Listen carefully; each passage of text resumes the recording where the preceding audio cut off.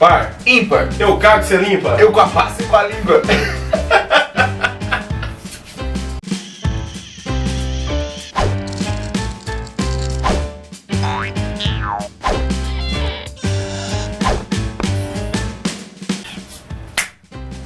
E aí, beleza? Molecada, hoje nós vamos ver a aula 30, que é sobre ligações iônicas, e a gente vai falar sobre metais, ametais e como que a coisa desenvolve completamente. Então, pra você lembrar o que é um metal, o que é um ametal, você tem que saber muito bem sobre tabela periódica, que a gente já citou nas aulas passadas. Se você ainda não está por dentro desse assunto, o que você vai fazer? Você vai voltar e assistir os vídeos passados, né? Porque você tem que lembrar o que é um metal e o que é um ametal. Beleza, galera? Porque a ligação iônica acontece entre quem? Entre um metal e um ametal. Beleza, galera? Metais e ametais, ligação iônica. E para continuar, né, o nosso conteúdo, vamos falar agora sobre algumas coisas que estabelecem nas ligações iônicas. O que você acha, Sono? Eu acho muito bom. Na ligação iônica, o que nós temos são dois átomos se aproximando, e nessa aproximação desses átomos acontece uma transferência definitiva de elétrons. O elétron ele passa de um dos átomos para o outro, formando íons, né? Que é o caso de quando o elemento ele tem uma carga sobrando, pode ser positiva, pode ser negativa. Isso acontece devido a essa justa transferência que o tio Soneca falou. Essa transferência faz com que a gente esteja movimentando os elétrons para obedecer à regra do octeto e atingir a estabilidade. Certo. Alguns metais, eles tendem a doar elétrons para adquirir o octeto.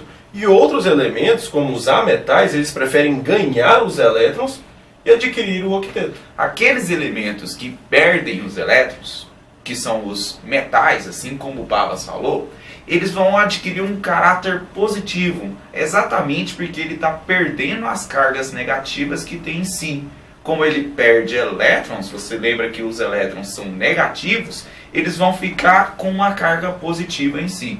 Agora, aqueles elementos que estão tendendo a receber os elétrons, ao receber elétron, ele fica com carga negativa. Então é por isso que a gente pode falar que os metais, eles formam cátions, que são positivos, e os ametais, eles formam ânions, que são negativos.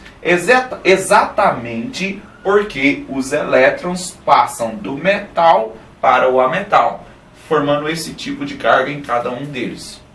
Beleza? E adquirindo em si a nossa estabilidade necessária para o composto ser formado.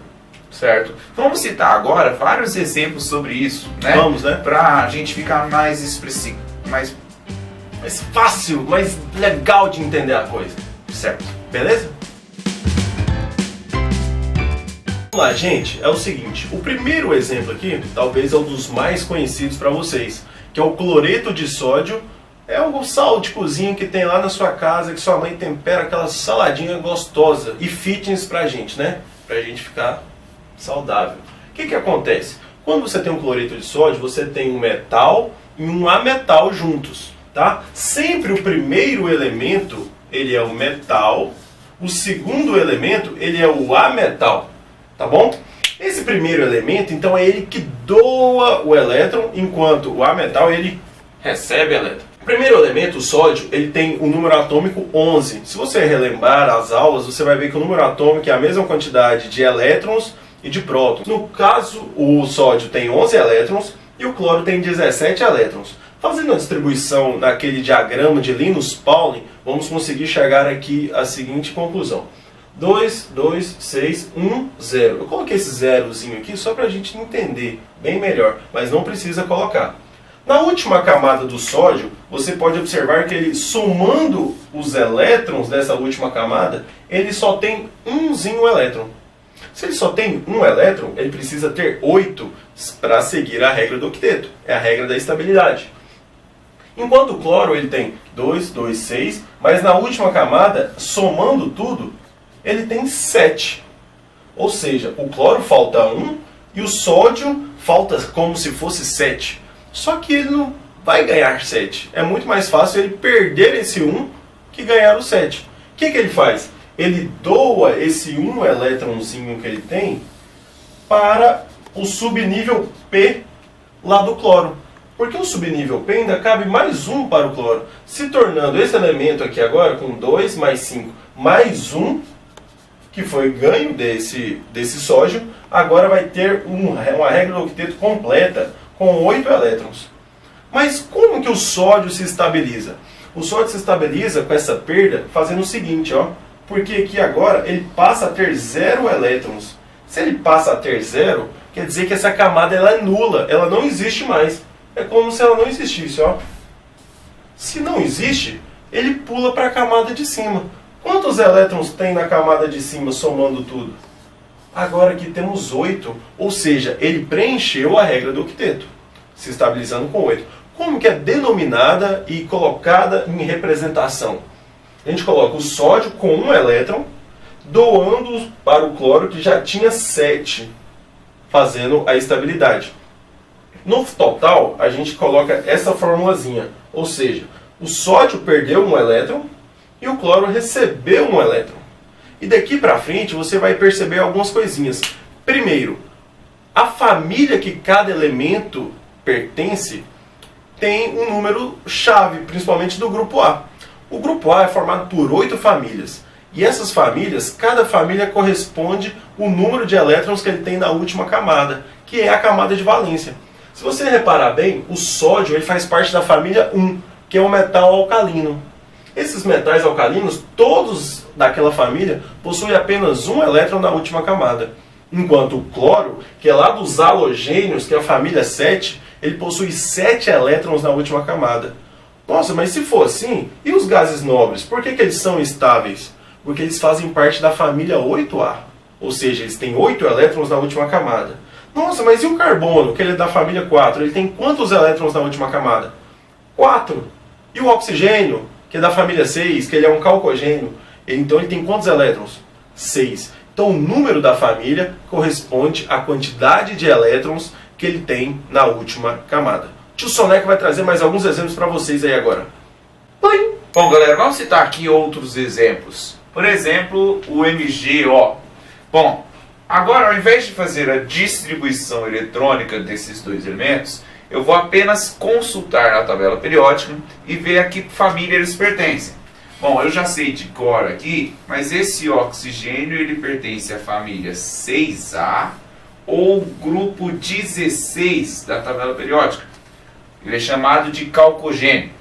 Enquanto que o magnésio ele pertence ao grupo 2A ou só 2, certo? Família 2A ou grupo 2 da tabela periódica, classificado como metal alcalino terroso. Agora é o seguinte, esse magnésio, como ele pertence ao grupo 2A, isso quer dizer que ele tem apenas 2 elétrons na sua camada de valência. Bom, além disso, a gente tem aqui também o oxigênio, e o oxigênio, por pertencer à família 16, ou grupo 6A, ele tem 6 elétrons na última camada. Bom, o que vai acontecer? Esse oxigênio, ele é um ametal, tem tendência de receber elétrons, alta eletronegatividade. O que ele vai fazer é atrair os elétrons do magnésio. Nesse caso aqui, o magnésio vai doar um elétron para esse oxigênio. Quando o magnésio doou o elétron para o oxigênio ainda não se estabilizou, porque o oxigênio, para se estabilizar, precisa de 8 elétrons. Ele não tinha 6. 1, 2, 3, 4, 5, 6, mais um recebido, chegou em 7 elétrons. Com o segundo elétron que o magnésio tem aqui sendo doado para o oxigênio vai atingir a sua estabilidade com 8 elétrons. E aí, a gente pode falar aqui ó, que ele está com 2 cargas negativas. Ele formou um ânion 2- por receber esses 2 elétrons. Esse magnésio perdeu 2 elétrons, ele vai formar um cátion com 2 cargas positivas. O magnésio ele perdeu todos os elétrons que ele tinha na camada de valência. E aí ele ficou com a camada de valência, a camada anterior, Só que a camada anterior dele tinha exatamente 8 elétrons. Então ele também atingiu a estabilidade nesse momento. Por isso, magnésio 2+, oxigênio 2-, os dois são estáveis, eles vão atrair um ao outro e vão formar um composto estável que seria o MgO, óxido de magnésio. Entenderam? Vamos para um próximo exemplo agora? Só um instante então. Outro exemplo aqui seria a substância formada entre enxofre e potássio. O potássio da família 1A, ele tem apenas um elétron na última camada. O enxofre da família 6A tem 6 elétrons na última camada, por isso eu representei 6 pontinhos. Bom, para atingir a estabilidade, o enxofre precisa de 8, precisa atingir o octeto. Esse potássio doa um elétron para o enxofre. Quando o potássio doa um elétron para o enxofre, ele fica com carga positiva e ele perde todos os elétrons que ele tem na camada de valência. Ele só tem um elétron para doar. E aí, a camada de valência dele passa a ser a camada anterior, que tem 8 elétrons. No mesmo caso do sódio que o Paulo tinha falado agora. Bom, a mesma coisa vai acontecer com outro potássio aqui embaixo, que vai doar um outro elétron para o enxofre, já que o enxofre precisa de 2 elétrons. Cada potássio doou um elétron, cada potássio ficou com uma carga positiva. Esse enxofre tinha 6 elétrons. Para se estabilizar, ele precisou receber 2 elétrons, um de cada potássio. Ele fica com 2 cargas negativas, formando o composto K2S. Bom, esse K2S, todos os átomos são estáveis nele. O potássio, porque perdeu um elétron, a camada anterior dele tem 8 elétrons e ele ficou estável. E o enxofre, porque para atingir o octeto ele precisava apenas de 2 elétrons. De 2 mais outros elétrons, porque ele já tinha 6. Entenderam, galera?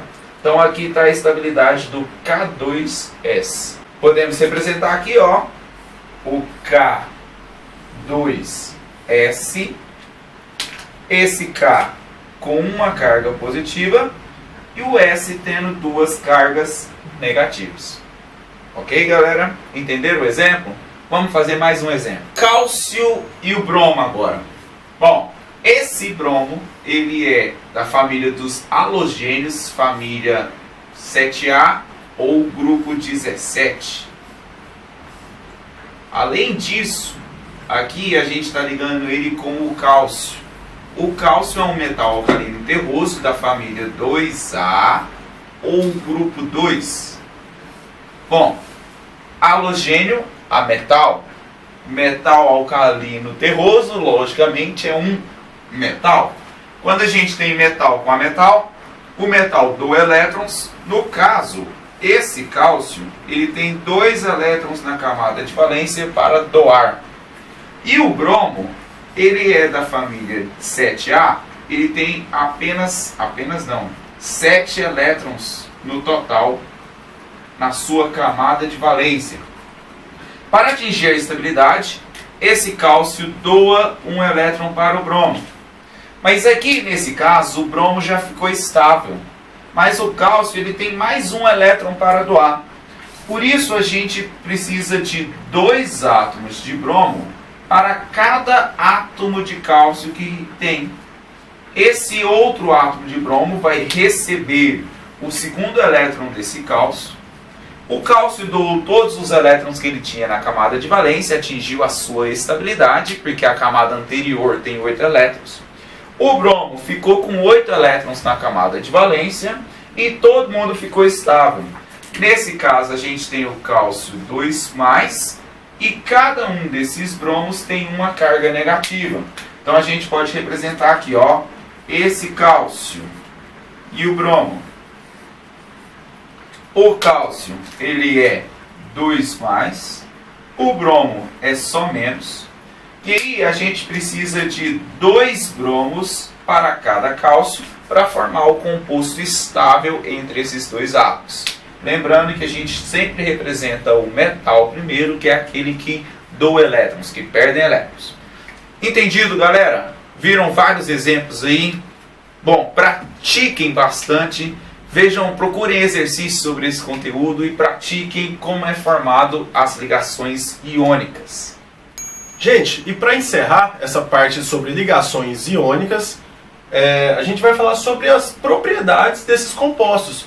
Porque esses compostos, normalmente, eles são binários, né? Certo. Porque eles são formados por dois elementos. Mas nem todos. Nem todos. Bom, e esses compostos, eles têm quais propriedades? Os compostos iônicos, eles são encontrados sólidos nas condições ambientes. Muito duros também. Sim, eles são sólidos devido ao fato de terem alto ponto de fusão e alto ponto de ebulição. As partículas, elas ficam muito coesas, muito próximas, muito organizadas. Né? Até porque se você olhar no microscópio, isso você pode enxergar um retículo cristalino, né? Sim, que é o aglomeramento dessas partículas em uma estrutura organizada. Essa estrutura organizada de aglomeramento de cátions e ânions é o que nós chamamos de retículo.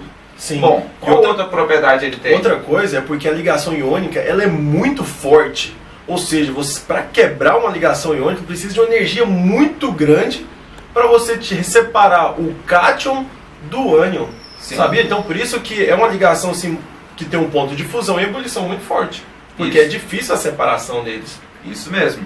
Bom, eles são quebradiços. Bom, quando você pega uma barra de ferro e tenta fazer uma força sobre ela, ela tende a amassar, ela é maleável. Agora, se você pega um cristal de sal, por exemplo, ao invés de amassar, a tendência é que ele se quebre. Bom, eles são quebradiços, porque esse retículo ele se quebra em formas organizadas e estruturadas. Isso. Bom, além disso, eles são solúveis em solventes polares, né? Muito Isso. solúveis em solventes Bom, polares. quando a gente adiciona sal de cozinha em água, por exemplo, ele tem uma alta solubilidade. E por último, propriedade em relação à sua condutibilidade elétrica. Ele puro, sólido, ele não conduz corrente elétrica. Mas em solventes polares, Sim. no meio de solubilização, por causa dos íons, tá muito mais fácil de transitar essas cargas. Sim, então quando você pega o sal de cozinha e adiciona na água, essa água salgada vai se tornar uma boa condutora de corrente elétrica. Mas se você pega o sal puro, sólido, ele não conduz corrente elétrica.